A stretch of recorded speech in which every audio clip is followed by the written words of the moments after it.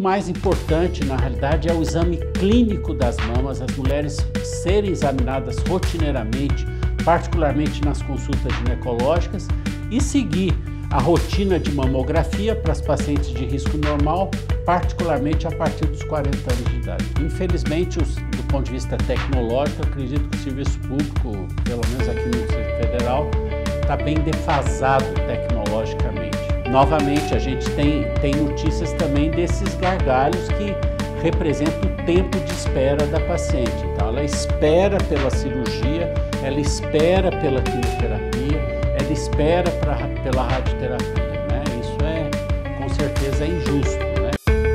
Papo de Médico, com o Dr. Carlos Fernando. Olá, internautas! Estamos aqui para mais um Papo de Médico. A você, colega médica, colega médico, a você, ao colega da área da saúde, condutor da ambulância, o enfermeiro, o fisioterapeuta, e você, que não é da área da saúde, mas assiste o nosso programa. Nos presenteia com a sua audiência. Hoje estaremos trazendo um tema de extrema importância, mais um, com as informações extremamente importantes. Estaremos falando sobre o Outubro Rosa. O que é o Outubro Rosa? A prevenção do câncer de mama.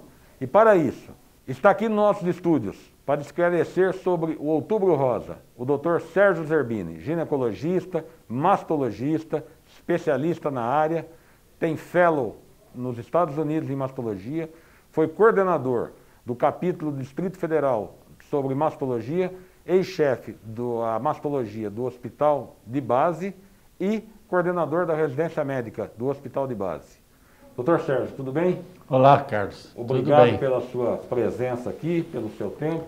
E hoje um tema extremamente importante sobre o Outubro Rosa. Então eu gostaria que você explicasse para nós de onde nasceu esse Outubro Rosa, o que é o Outubro Rosa e o que o Outubro Rosa fez na vida das mulheres, o que modificou, Sérgio. O Outubro Rosa é uma campanha internacional de conscientização do câncer de mama, que na realidade ela começou nos Estados Unidos ainda na década de 1990 e chegou no Brasil já em 2002. O Brasil, várias ONGs no Brasil, fundações, incorporaram essa campanha internacional e hoje é uma campanha muito importante para nós, né? Ela já classicamente tinha esse mês de outubro como referência e continua. É uma campanha de conscientização, de esclarecimento, de alerta para a população de uma maneira geral e as mulheres em particular. Ok. Sérgio, hoje nós temos um avanço da tecnologia, né, do mercado de aparelhos, vamos falar assim, né, tão avançado. O que nós temos hoje em mãos para o diagnóstico precoce do câncer de mama? Quando diagnosticado precocemente, qual a expectativa de cura e como que está isso hoje? Explica para nós. A expectativa de cura é cada vez melhor, tanto nos casos de diagnóstico mais precoce como aqueles não, mas melhorou bastante a expectativa, as novas drogas, os novos recursos, o próprio entendimento da doença. E a tecnologia com certeza melhorou isso, desde as imagens de mamografia, né, até exames mais sofisticados, tipo a ressonância magnética, que fazem com que o diagnóstico seja cada vez mais precoce para aquelas mulheres que evidentemente têm um acesso mais liberal, né, mais amplo ao serviço de saúde. Tá. Vamos fazer uma sequência aqui, Sérgio. Hoje, quando que deve se começar a examinar as mamas, o autoexame, o quanto que ele vale a pena e quando que a gente já começa a pedir os exames, a mamografia, a ecografia, hoje tem a ressonância de mama, né? Que tipo de lesão que nos preocupa, aonde que a gente vai dentro desse protocolo? O autoexame sempre é algo muito lembrado e muito útil, porque é o autocuidado, né? Aquilo que a mulher percebe, a partir daí, então, de alguma alteração, ela procura o serviço de saúde. Mas o mais importante, na realidade, é o exame clínico das mamas, as mulheres serem examinadas rotineiramente, particularmente nas consultas ginecológicas, e seguir a rotina de mamografia para as pacientes de risco normal, particularmente a partir dos 40 anos de idade. Ok. Sérgio, você sabe que a nossa audiência ela é mista, né? Nós temos colegas médicos nos assistindo, médicas e nosso público internauta mais variado. Vamos fazer uma coisinha bem rápida aqui. Como que faz o autoexame, Sérgio? O autoexame é autoconhecimento. Quando que ela palpa, né? essa mama? Que momento? Ela palpa preferencialmente quando as mamas dela estão menos inchadas, que é no período pós-menstrual, né? Menos inchadas, menos sensíveis, né? Então ela vai dedilhar a mama dela, né? E procurar alguma alteração nova. É um mapeamento da mama, aquilo que ela não sentia, ela passa a sentir. Geralmente uma nudosidade.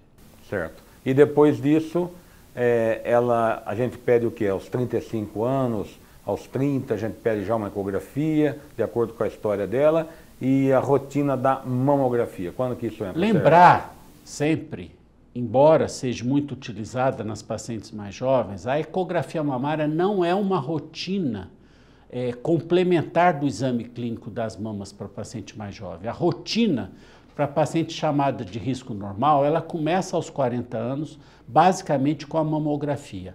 A ecografia é um exame importante de complementação de imagem da mama, em alguns casos na mama mais densa, né, na mama mais volumosa, quando se tem uma prótese e alguns outros casos. Mas o exame básico de avaliação da mama, a partir dos 40 anos de idade, é a mamografia. Mamografia, né, Sérgio? Hoje, os pacientes ainda perguntam pelo avanço da tecnologia, por aquilo que sai nas mídias, né? Você tem a mamografia, faz uma palavrinha para nós. Analógica digital, mamografia 3D, aquela que faz os cortes. O que se preconiza hoje? Como que está isso em relação ao serviço público e à clínica suplementar, para quem tem o convênio? Que mamografia que está aí no mercado hoje, Sérgio? Hoje a mamografia básica é digital, sem dúvida nenhuma, né? A analógica já não faz mais sentido. Ainda tem no serviço público ainda um pouco, né? Então, infelizmente, do ponto de vista tecnológico, acredito que o serviço público, pelo menos aqui no Distrito Federal, está bem defasado tecnologicamente. Mas é a realidade, infelizmente, que a gente tem. A tomossíntese é um exame que vem crescendo. Alguns serviços privados em Brasília já oferecem rotineiramente a tomossíntese em vez da mamografia digital convencional, vamos dizer assim, né? Mas ele tem umas indicações mais restritas, dependendo dos achados, não como uma rotina de rastreamento. Certo. A paciente que tem na família caso de câncer de mama, muda a rotina dela? A princípio, sim. Essa mulher, determinado o risco dela aumentado, o risco individual baseado na história familiar e eventualmente em teste genético, ela vai ter uma necessidade de um tratamento diferenciado. A rotina de rastreamento dela começa um pouquinho mais cedo, aos 30 anos, aos 35 anos, a depender do histórico, e a incorporação da ressonância também na rotina de segmento dessa mama, particularmente nas mamas mais densas. Ok. Sérgio, hoje no Brasil nós temos 210 milhões de habitantes, se a gente separar isso daí na mais ou menos uns 60% mulheres, mais ou menos 40% homens, a idade dos exames e tudo mais. Mas podemos falar que do que sobra, se sobrar 50 milhões de mulheres, só 10 milhões teriam acesso ao serviço da medicina suplementar, que pode no seu convênio, pode particular no seu médico, pedir seu exame e fazer teu exame. Agora vamos para o serviço público, especificamente em Brasília. Como que está o acesso dessa paciente na prevenção do seu câncer de mama e, uma vez fazendo o diagnóstico, o seu tratamento dentro do serviço público do Distrito Federal, e você como ex-chefe do serviço, o hospital de base sempre foi referência em tudo, e o que você passou lá? A gente está vendo o hospital, esse definhamento do hospital, infelizmente, hoje IGES. Como que ficou isso, Sérgio? Como que está isso para Brasília? O hospital de base ainda é uma das principais referências da cidade no serviço público, no acolhimento dessas mulheres que têm uma suspeita, tem alguma alteração da mama e no encaminhamento até do tratamento do câncer de mama.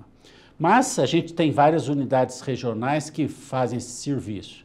Infelizmente, as notícias que a gente tem e a experiência que a gente tem de atendimento em clínica privada de alguns pacientes é que as dificuldades elas persistem, tanto do ponto de vista de prevenção, de rastreamento, né, da mulher de uma maneira geral, quanto na fase de diagnóstico, quanto na fase de tratamento. Então são gargalhos, né, são tempos estanques que não o sistema ainda não conseguiu vencer, né? E a gente espera sempre por melhorias, né? Tem colegas de excelente capacitação, de interesse, de dedicação, mas que não conseguem vencer essas etapas e oferecer uma assistência adequada, né? O que a gente considera uma assistência adequada, inclusive do ponto de vista de tempo. Tá. Como que se encontra o serviço público nosso hoje em relação quando você faz uma opção do tratamento? Por exemplo, às vezes a opção é fazer químio e rádio antes, depois a mastectomia. Às vezes fazer a masté e fazer a complementação. E dentro da mastectomia, a reconstrução do mesmo tempo, né? Como que isso está em Brasília hoje, Sérgio? A gente tem notícias de que a maioria dos serviços tem oferecido essa possibilidade da reconstrução, né? Com alguma demora, com dificuldade naqueles casos em que precisa de um material especial, tipo a prótese, né, que tem um custo mais elevado. Que é o grande problema, né? Exige do serviço, né, a disponibilidade do material. E, novamente, a gente tem notícias também desses gargalhos que representam o tempo de espera da paciente. Então, ela espera pela cirurgia, ela espera pela quimioterapia, ela espera pela radioterapia, né? Isso com certeza é injusto, né? Além dos prejuízos físicos, de prognóstico da doença que existem nessa espera, né? De avanço da doença, tem muita questão emocional, psicológica, né? Da convivência familiar, dos relacionamentos interpessoais, que são muito desgastados. Mudou um pouco a quimioterapia, os efeitos colaterais hoje, que o cair cabelo, aquela mudança de cor de pele, vamos falar um português aqui bem fácil, né? O judiar da quimioterapia que dá na mulher, isso, os quimioterápicos evoluíram, Sérgio, hoje? A quimioterapia, eu acho que ainda é uma fase muito crítica do tratamento do câncer de uma maneira geral e da mama mesmo. A queda de cabelo ainda é é uma realidade, apesar de todo o avanço que houve de novas drogas, de novas associações, o uso de touca, né, de gelo para prevenir a queda de cabelo, mas infelizmente isso é uma coisa ainda que persiste. Os efeitos colaterais da quimioterapia, leucopenia, né, o próprio enjoo, isso hoje em dia são muito melhores toleráveis, tanto pelas drogas quanto pelas associações que se faz, né, de medicações que ajudam muito nesse aspecto. Na grande maioria dos cânceres de mama, mesmo diagnosticado mais tardio, o prognóstico melhorou, Sérgio? O futuro dessa paciente? Melhorou muito. Melhorou a realidade, o presente, e melhorou muito o futuro em termos de prognóstico e de expectativa de vida sem a doença, qualidade de vida, na medida em que você oferece um tratamento mais conservador, menos mutilante, né? E, claro, com uma possibilidade de curabilidade muito melhor. Agora, para juntar tudo isso, né? Bons médicos, boa cirurgia, boas respostas a novos quimioterápicos, paredes de radioterapia hoje com melhores calibragens, uma série de fatores, né? Precisa ter no serviço público para isso funcionar, né? Porque senão ela fica na fila com o diagnóstico na mão, não tem acesso e o câncer comendo ela, né? Esse é um grande problema, né? Exatamente. Eu acredito que se a gente pudesse citar alguma coisa assim do serviço público, além dessa questão do tempo de espera, e o que necessita muito investimento, né? É a grande defasagem tecnológica que a gente tem, né? Tanto do ponto de vista dos equipamentos mais básicos, quanto da disponibilidade de novos tratamentos, novos recursos, novos quimioterápicos, né? Teste genético, por exemplo, naquela população que precisa, né? Que é uma população de menor quantitativo, né? Uma parcela menor da população, mas que precisa dessa assistência, né?